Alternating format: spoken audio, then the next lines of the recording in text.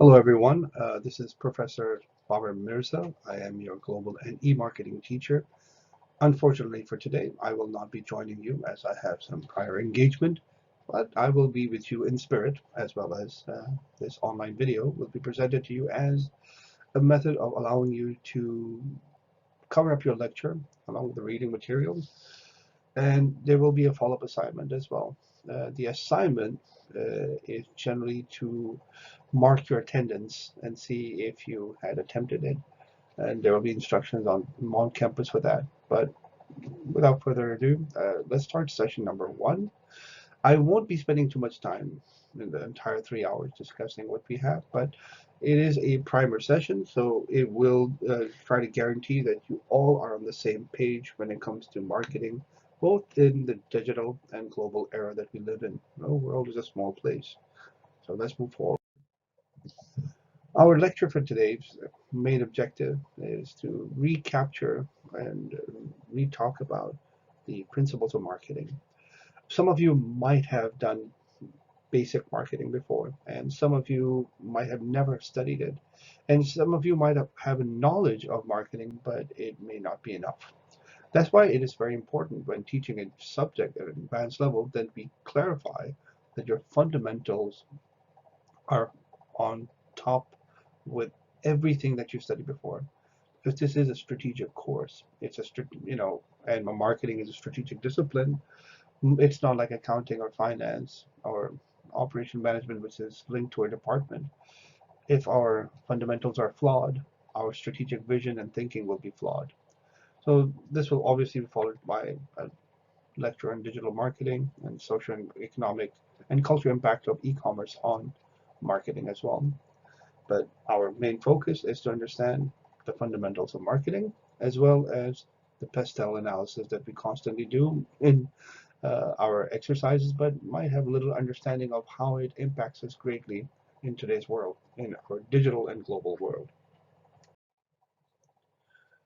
Now, let's do, very simply put, marketing's main focus has always been creating value for the customer. If you look at the previous definitions anywhere by Kotler and Jim Blythe, they'll always state that marketing is about creating value and establishing relationship with the customer. It does not state anywhere that you have to create a product, sell it, and promote it. No. Those are part of marketing, but they don't define marketing. So you have to be very careful when understanding marketing fundamentals. In marketing, we create solutions for problems, all right? And we do not create products. Products do exist, but they only serve a purpose, quite a bit of a purpose in marketing. If we were creating products only or services only, then we would have failed. There are many businesses out there who create products and services and yet have no popularity or are not even enamored. There are products out there that are not so special, and yet through great marketing, they have become the household names for many people, like Starbucks, Apple iPhones, and you can name many others, obviously, like Google. We don't even say search for it on Google. We say Google it. We say, can you WhatsApp me? I'll Uber myself. Why would we say those things when they become household names? The products are quite mediocre, and yet people are really enamored by them. That's because they're in the business of creating value. And when they establish a relationship with a customer, they want the customer to come back over and over again. They don't want to just sell a product to them. That being said, we can eliminate even the promotional efforts. Advertising, broadcasting, and all those things are not necessary. Companies like Body Shop don't advertise. I don't know if you've ever seen an advertisement from Zara. I've never seen it. And yet people talk about it. So word of mouth is much more powerful, right? Public relations is more powerful than advertising or promotional efforts. So that hypothesis has been proven to be true. Selling is not necessary. People rush to buy the latest iPhone. That is procurement and buying. It is not selling. But product and services, you say, products are very tangible. But once again, you can consume Starbucks coffee, but are you really drinking coffee? Or are you drinking a caffeine flavored milkshake that is being offered to them through them? When you go to Starbucks, they are serving you as well. So that's a service. When you sit and drink a coffee or caffeine flavored frappuccino, You're enjoying the ambience, you get free Wi-Fi, cozy environment, friendly people. All those things are part of the experience. When you have a satisfactory experience, you go back to the place over and over again, even though they charge you €5 to €7 for a, maybe a normal coffee. Go to a regular bistro in Paris and they charge you €1.60 for a cup of coffee, but it's not the same thing, is it? They don't have Wi-Fi. Maybe their services are not very friendly. Their cups might not be the cleanest or in the best shape. So there's a big difference when you go to a regular bistro or cafe or when you go to Starbucks. So it's all part of the experience. We create experiences which are solutions to problems. We don't have to advertise them, but we have to use methods that can make it popular, branding techniques that make people rush to our business and purchase our products and services. And also, not to forget, establish profitable relationships. I want my customers to come back over and over again. I want them to choose me first and not my competition, not my substitute. So that being clear, don't forget also in marketing, initially we talk about the 4 Ps in terms of creating the best solution: product, price, promotion, place. All of this is quite interesting, but that's a philosophy that has been also proven to be false, that we use actually what we call the 4 Cs of marketing. Instead of creating a product, we research the consumer, their needs, wants, and demands, and desires. We establish this research and figure out what it is they truly desire at the subliminal level. Instead of pricing, which is a currency, we establish and research the cost to the consumer in terms of research, time spent, evaluation, trial, acquisition, switching over. Those are the considerations other than simply the monetary value. Instead of promoting, which is one way, shouting at the customer to come and buy your products, we take communication, which is two-way. Listen to the customer, research them, understand them, try to improve our products and services by listening and taking the feedback in a very positive way.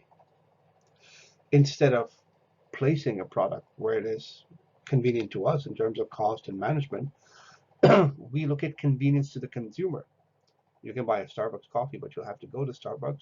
Or would you rather buy coffee from the vending machine on your floor or at the cafeteria on the ground floor of your school? Sometimes convenience beats the product too. Convenience is a big deal in Japan. There are so many vending machines everywhere that sell nearly everything, almost everything that you can find in vending machines. Convenience is king. That being said, we do study these things in marketing, along with the marketing environment, the macro and the micro environment, not to be confused with macro and microeconomics, which many students do. Macro environment are things that are very much difficult to control: politics, economics, social cultural trends, technology infrastructure, environmental issues, and the law and legality. Does not mean we don't have influence. We can influence these things, but it's very difficult to control all of them. But the microenvironment is things that we can truly control, like our own company, the top management, middle management, people who we hire, our resources, our capital, human assets, talent management, all those things, our collaborators, suppliers, distributors, right? All those things, and retailers. These are some things that we can establish good policy with and control. But they also build up the story that we have to deliver to the customer. They are part of the entire value chain.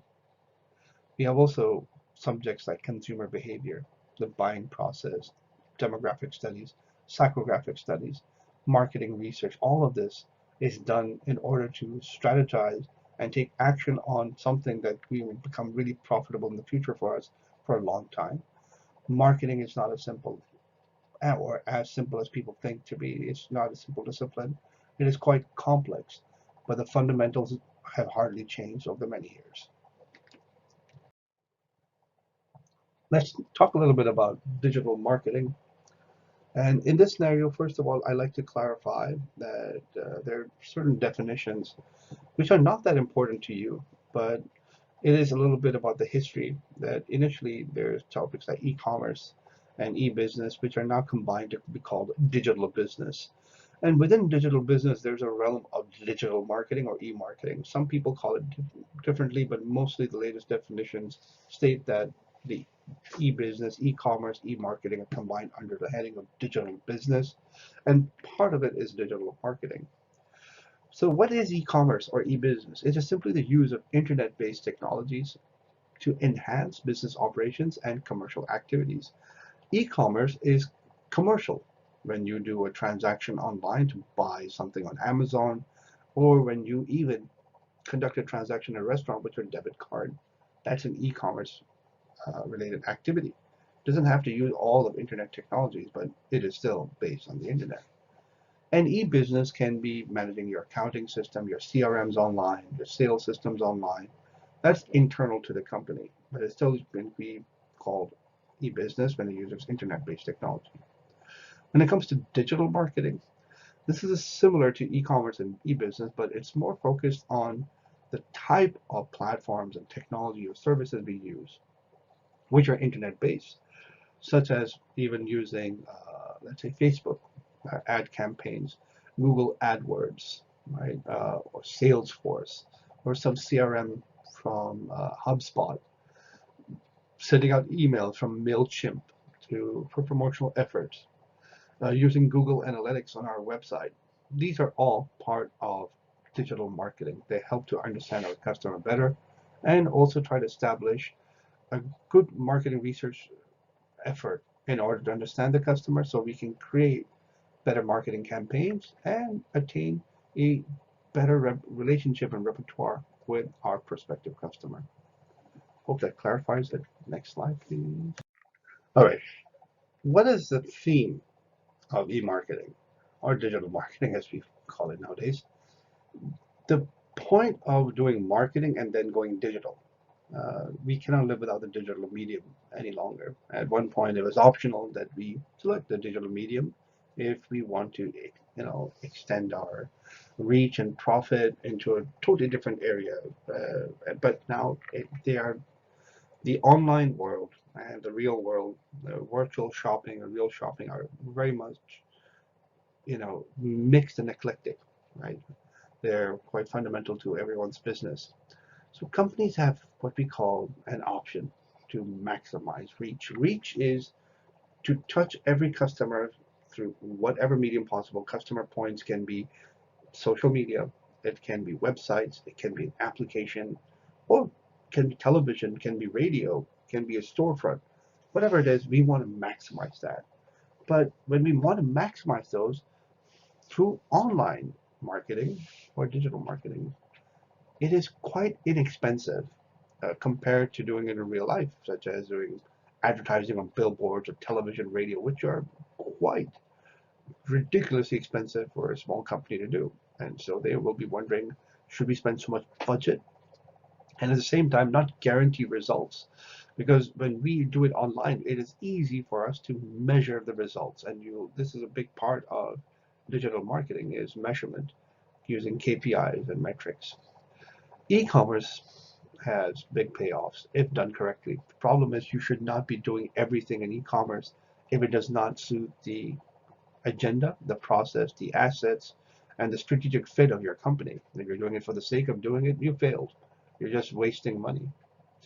Another big feature, which is very marketing oriented, but a lot of people don't understand, is brand building and creating a favorable image online.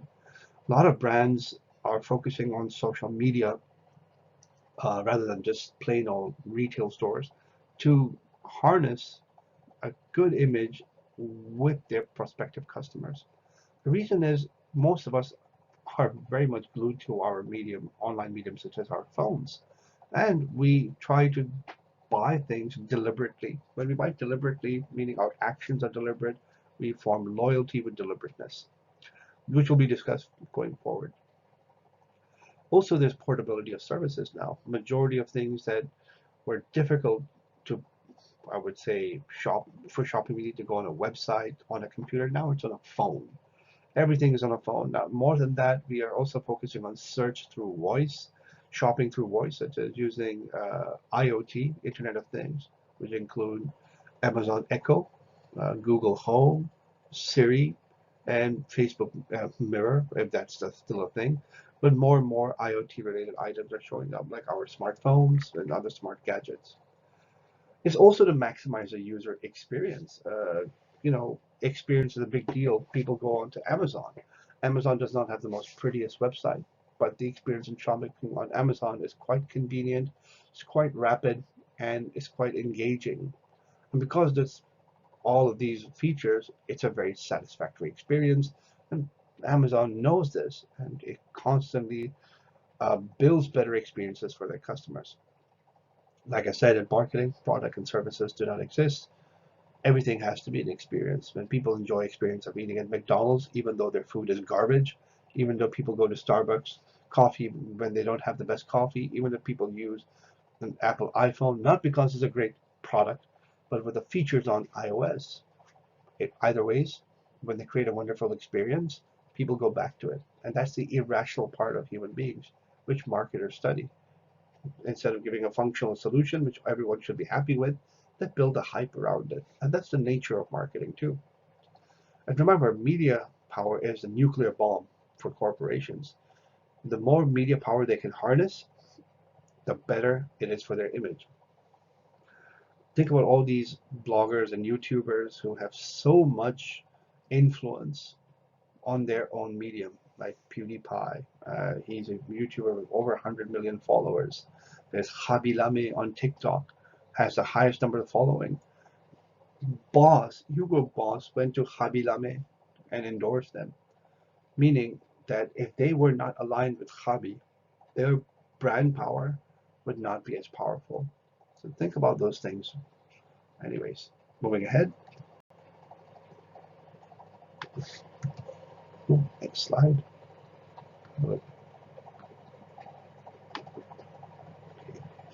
Now, we probably have studied this some point in our business education, what is pastel analysis, but most often than so, most people ignore microenvironment, CSOs, the three C and three S and three O's, which are company, customer, competition, supply chain, substitute staff, operations offshore, and online presence, which is, obviously if my camera's on, you can't see it, but don't worry, I'll share the slides as well. Micro environment is barely discussed, which is quite troublesome, especially for business students. We constantly do macro analysis, and that too, we don't do it correctly. I do have some YouTube videos to show you maybe later on how to perform a proper pastel analysis. Obviously, as time goes by, our social cultural trend changes with technological inventions. Think about this, taking a photograph. We used to print it out and then put it in a physical album, and that was great. People would come over and we share our photographs with them. But as the advent of technology improved and internet became better, it became a social norm to share our pictures online as well. More so, it's become a business economically. There are people out there who are social media influencers who share pictures of their faces and their beautiful bodies, exercising or maybe swimming or even for fashion. And it's become something in an economic mainstream or some form of income stream for some people out there. But then politics gets involved and they create rules and regulations around these things, such as for identity theft, freedom of speech issues, um, maybe even something to do with decency and like having TikTok. They're trying to ban TikTok in the US because 18 or below, sorry, children below the age of 18 are able to quickly log in and they're susceptible to, I would say, their data being taken away and used in maybe malicious ways. I don't know the entire truth behind it, but it becomes a political debate of what can be done online. But this is on a global scale or maybe on a macro level. But what can companies do on their micro level? And obviously, it starts with the company itself, your own talent pool, your staff, your internal, what do you call it, business models, and how we modulate between what we're doing. Initially, you can take into account such companies such as Netflix was not an e-streaming company. It didn't stream online. It was renting out DVDs to people for $1, I think, without any late fees. And then it went into the streaming business, and well, the rest is history, right? So their online presence became everything. Now it's easy to subscribe to Netflix, and you can have shared accounts, which they're cracking down on. But think about other things such as supply chain. Well, does Netflix have a supply chain? Well, rather say they have suppliers. Not all of their content is their own. Maybe they buy out content, or someone is supplying content to them, getting it translated, getting it subtitles, oh sorry, I would say closed captions, audio descriptions, and so on and so forth. There's competition. There's Disney Plus, there's Apple TV, and HBO as well has gone into streaming. But what's the substitute for streaming entertainment? Well, DVDs, downloadable content as well, right? So, well, Netflix does allow download for some time now, but initially it wasn't this case. But think about those things and what you can control. And this is how we try to regulate our global and e-marketing processes and functions within a company. If we're selling online certain services, we can reach a global audience through maybe Instagram and other social media platforms. Some people use Shopify or Amazon. We can link our supply chain to global supply chains or to e-supply chains as well, where we're getting a content from, how we're getting value, and maybe connecting with Google AdWords as a partner, or YouTube partner programs. That's also part of our supply chain. And many other things come into account. But so it is not as easy as we think it is. It's much more complex. Moving ahead. Oh, for this, I have to stop the recording and go ahead. As it states from here, start from the stimulus or stimuli, or it is the outside world, uh, how it interacts with us as humans or corporations, and how we react. The opposite of stimulus is reaction, right?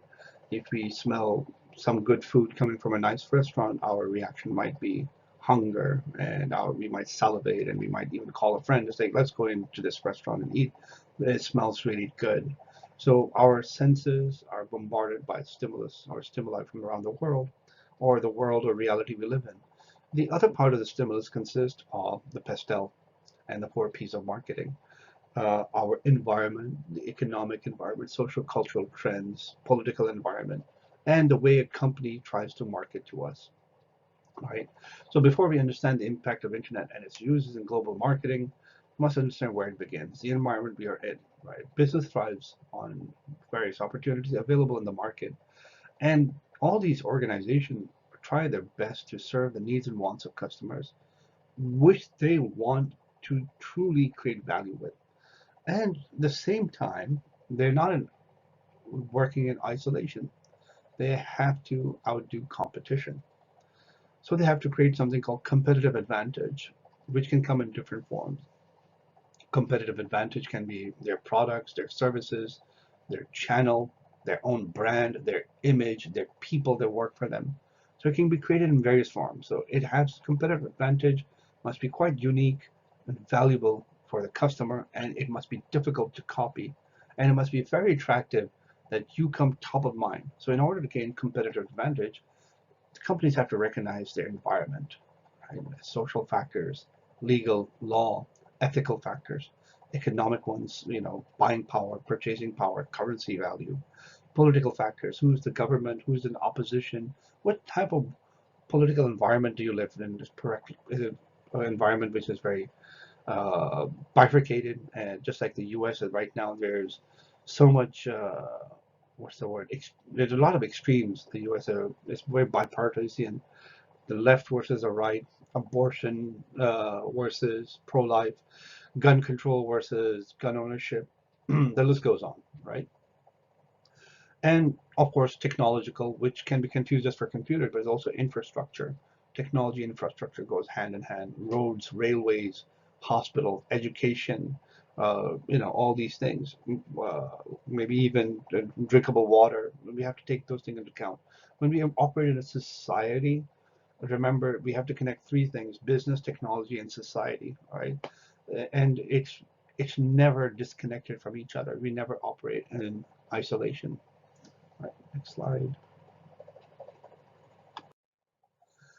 This is just a way of representing how quickly changes take place. Right? For example, pop culture. Pop culture To give it a good example, we can use things that are fads or get very popular very quickly and disappear. Like music, you probably heard of Gangnam Style. It got popular one day and the next day it was gone, right? Fidget spinners, one day very popular, the other day gone. So things gain popularity and disappear over time. You have a lot of, like these hashtag challenges. They come and go on a weekly basis. I don't even know what hashtag challenges are out there. My students tell me quite often. But pop culture, the waves of change are very fast, right? It's hard to ride that wave of change or stay in the current pop culture trend very long. Social changes they move along with technology. Technology might take a little more time, but social changes are quite rapid as well. This could include, once again, fads of pop culture, but would stay a little longer, like listening to music or watching a movie series. Let's take, for example, the Netflix series of Stranger Things has remained quite a phenom in social culture for some time, for over the past 3, 4 years. Same for maybe Game of Thrones, or for music, it can be like The Weeknd or Justin Bieber.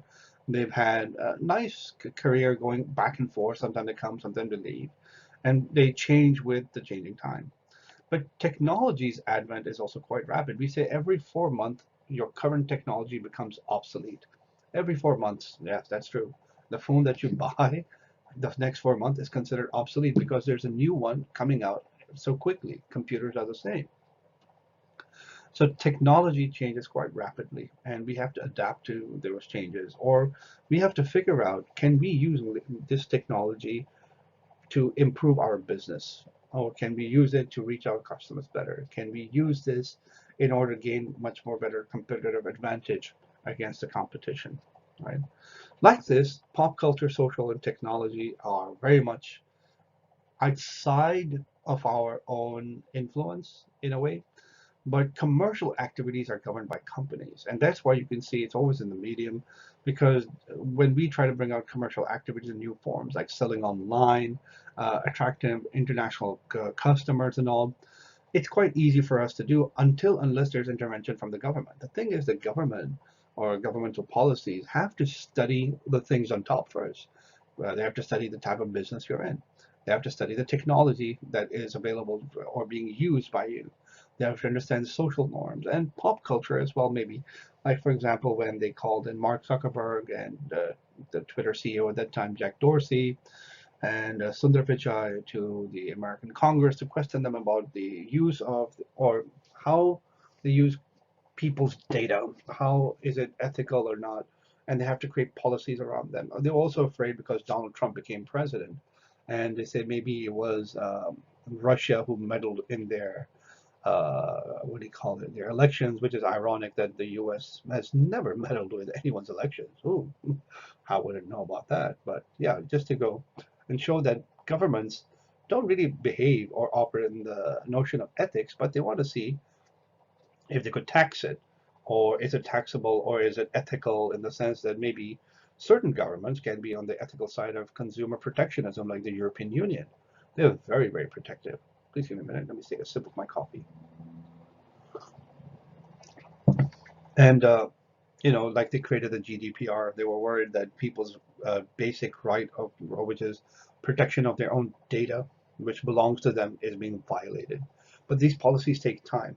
Just like maybe when Apple iPhone has received a final warning, which they've accepted, to have USB-C ports in all their iPhones by 2024. So within 2 years' time, majority of Apple products must have in Europe will have USB-C port chargers, or at least a USB-C port, because USB stands for Universal Serial Bus, and the most universal thing is a computer at the moment, and they don't possess it. And the European Union thinks that that's cheating the consumer. Along with the Brazilian government also did the same. The Brazilian court has ruled out that no iPhone can be sold without its charger. It must come together with it as part of the package. That's great, but these things take time, right? Things that are slower than that are what the infrastructure part. Let's say very recently we had the boat. What was it called? The Green something, I forgot. Evergreen, the large cargo boat that got stuck in the canal, Suez Canal, and caused billions in damage to transportation. Well, you're starting, if you ordered something internationally, you'll probably get a mail saying that your product shipment has been delayed due to the Suez Canal. So that's with infrastructure, things like infrastructure, roads, railway, hospitals, and all those things. They are a big requirement to certain businesses. Take, for example, maybe in certain countries, having internet services might be very difficult because it's considered a luxury. Doing delivery business might be very difficult because of poor roads and railways infrastructure. So think about those things. And finally, the natural environment, right? And it's becoming a bigger issue that we have such strong heat waves, and in one part we have flash floods and thunderstorms. My country's suffering the same. It's 2022, and we're in September, and we've been hit with the worst monsoon season ever that the world has seen in Pakistan. And 30% or 33% of the country is underwater in a way. It's flooded. It's crazy, right? 30 million people displaced, and it's not a joke. The natural environment is something you cannot battle. It will affect your business, be it internet or globally. You'll have to think about those things constantly. When the pandemic happened and the confinement hit most countries, that was part of the natural environment and the government taking role. And so, as business, we had to figure out what was the best way to stay afloat, right? Anyways, that being said, let me move ahead. Let me just pause here. Now, just a quick overview once again. A lot of the issues that you'll deal with nowadays, if you're trying to even operate in different countries, especially when it comes to the European Union or countries like China or maybe Middle Eastern countries where censorship is high, uh, things like data protection and privacy laws are going to really affect your business because majority of digital marketing is the collection, storage, and usage of personal information, sadly. They use the concept of cookies, which is almost 25 years old, has never really truly evolved. We still take data from browsers. We take shopping history, we take browsing history, and now we also take vocal history, which is whatever you speak in front of your computers and your phone, they know what you're talking about, right? And the other issue of some companies installing toolbars, spyware, and malware, and how they are, not easy to trace and I would say bring to court. Very few companies have ever, or very few people have ever suffered at the hands of these. I mean, the courts have brought them in. Like there was one called Kim.com, I think, if you remember, or Mega Upload. He was brought in. What do you call it? Pirate Bay. The two young, I think there were four people involved. I'm not sure. Only one of them was, or two of them were actually arrested, and the other two are on the run. So it's not easy, right? On the other hand, there are people like Julian Assange or Edward Snowden who has revealed that even governments that collect your data without your consent to try to profile you, and that's a big debate right now on whether should Edward Snowden be considered a traitor or a hero.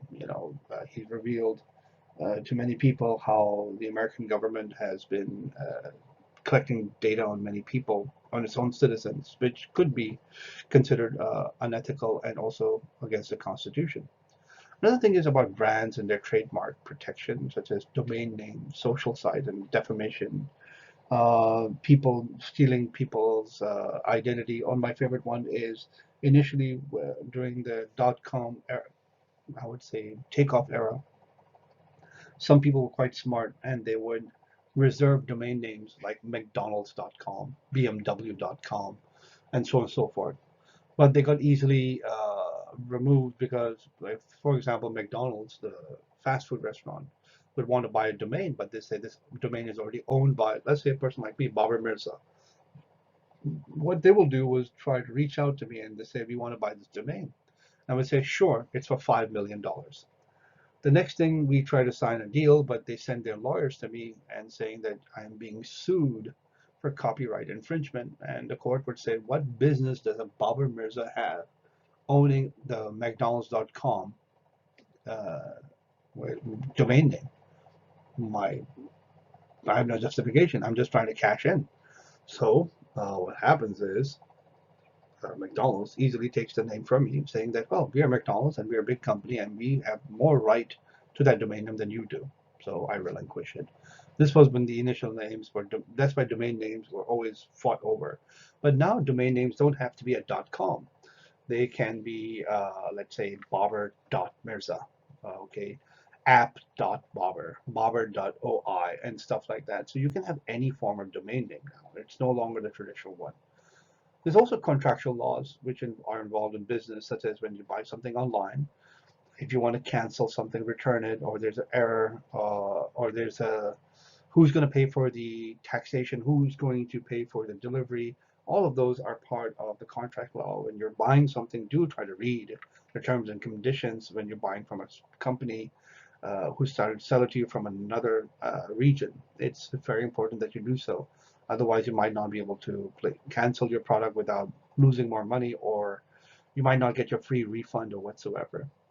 There's also online advertising and the laws pertaining to that, depending on the nature of the region and their own current local laws, such as what type of content you can put up.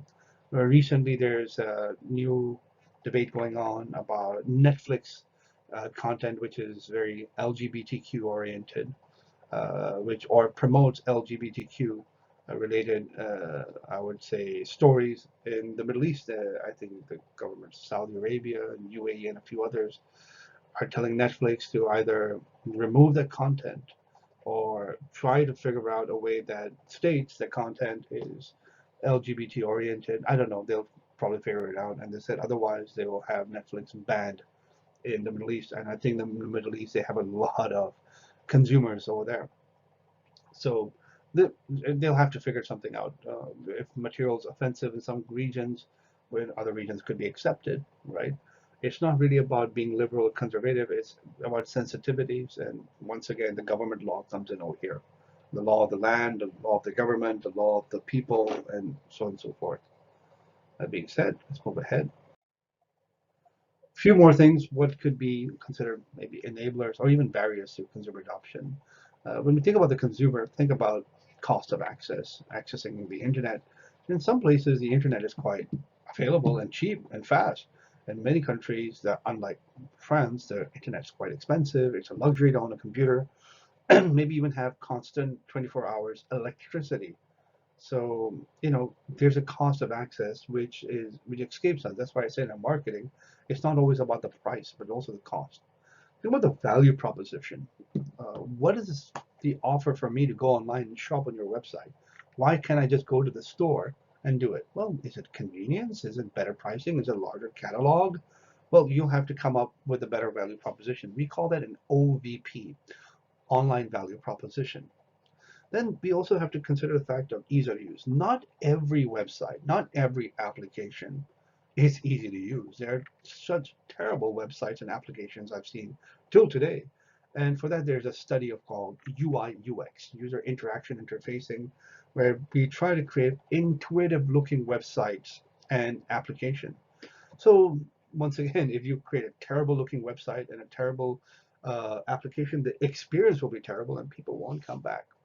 Another issue is security. Is your website and application a secure place to be? Can I exchange with you my personal data and my debit and credit card information, and I don't have to worry about being stolen, right? There's always that fear.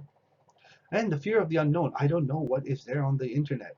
I'm afraid to use it. Now, most young people are very comfortable with the medium, but there are a large audience who are much more older, 50 and 55 plus, who do use the internet and shop on the internet and still have this fear that what they're doing or with their money could be being they could be scammed. There are many YouTube videos which reveal how scammers go and steal money from poor old people who don't understand how to use the internet much.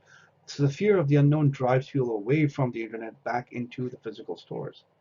So some of the examples are given here. There's no perceived benefit of going online, so why should I? There's lack of trust, right? There's security problems and lack of skills. We are not computer savvy, and the cost of going online is way too expensive.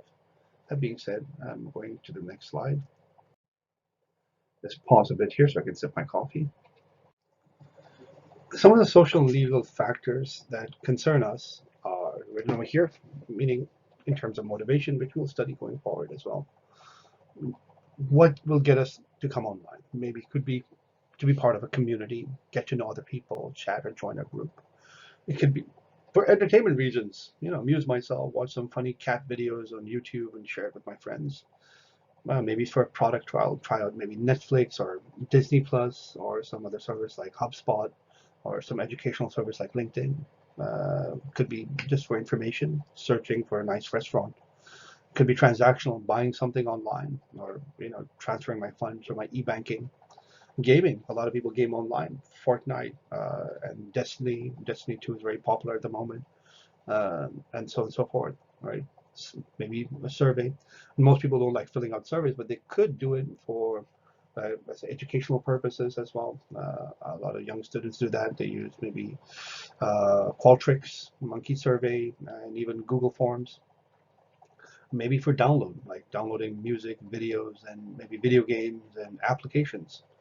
Maybe for interaction, which is not the same as community. Interaction could be chatting with friends, instant messaging, and or even using VoIP technologies like Zoom or WhatsApp video. And to search, we're curious about what we want and we're not sure, so we can search on maybe shopping catalog websites such as Amazon or simply on Google or DuckDuckGo. Exploration, I'm bored. I can go into Board Panda or Fark, Fark, and other websites like that that can show me what I'm missing out. Or read the news, follow the news on France 24, CNN, or whatsoever. So these are some factors that can be divided according to motivation of people going online. And along with that, we try to assume that people, when they come to a website, may have some certain type of motivation to get them there. I'm trying to move a little faster. I'm trying to exceed the 1 hour limit. Um, Most managers in large corporations, multinational, would target the most developed countries in terms of technology because it's the easiest thing to do. People are very much used to having technology as part of their lives. It's developed nations' simplicity that people will use telephones, smartphones, Wi-Fi connections everywhere they go. So the e-economy can be defined as the dynamic systems of interactions between a nation's citizens, the businesses, and the governments, all three which capitalize upon online technology to achieve a social or economic good, right? So one can be without the other. Like I said, technology, society, business all go together. So this framework is based upon four layers of which are environment. The environment is conducive for doing online business, and there are governmental laws that protect people's data and help people get maybe the refund or even govern businesses easily. The readiness of the individuals and business to get online, the uptake, which is basically how many more people are ready to go online and do business, or how many businesses are ready to convert their current process into an online ready one, and the usage, how much percentage of the online business is being, or how much I would say digital technology is currently being used compared to an average citizen's usage. What is the per capita usage of a citizen? 4 hours, 5 hours, 6 hours per day, so on and so forth. Um, so one of the greatest factors we're going to discuss regarding when it comes to e-commerce and why we should take it up, I'll do it in 1 second. Just give me a little pause so I can take a sip of my coffee. Now, when it comes to the benefits of having e-commerce and globalization as part of your business, remember, when you go into business, the biggest or important factor of going to business should be scaling. No business should remain in, I would say, isolation or small enough. They cannot scale. Now, with respect to obviously maybe restaurant businesses, or certain businesses are luxury oriented that would like to maintain the harmony or the beauty of keeping it very isolated and rare. That's okay. But if you're in retail or commercial business, growth should be the number one factor. So what does shortening distance means? Meaning I should be able to market myself online at a cost-effective way in global markets. Foreign markets are no longer difficult to access. All right. If you make a website, you're open for the world. Right? You can also avoid local competition. If you're having difficulty locally, go to another country. Right? There's too much saturation in your own local area, in your region. Sell online. Sell to another country. You can avoid local competition in favor of developing a brand in a foreign favorable market space. Some people actually do that. There are some companies that are locally not very favorable. I know a Lebanese ice cream company, which is called Bashir Ice Glass Bashir. And when I ask my Lebanese students, they're like, "Well, back home in Lebanon, it's okay. It's not the best, right? There might be better. I'm pretty sure there will be. But in Paris, they're quite popular as being the most famous Lebanese ice cream out there, right? So that was a smart move. Number two, cost minimization.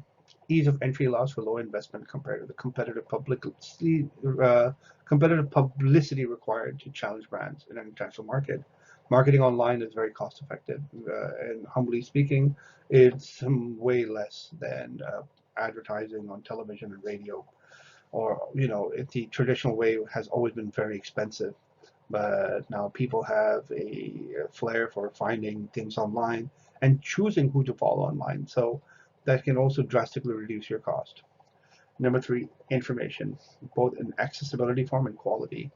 So researching consumers online requires statistical tools that log their information. There are many tools available online, such as one of them being Google Analytics for your own website. The others like Facebook and Instagram have their own business studio. YouTube has YouTube studios, and so on and so forth. Uh, some governments also provide data online for various industries. You can check out even global websites such as CIA World Factbooks, which can give you data on their population of various countries, which is a great tool to use.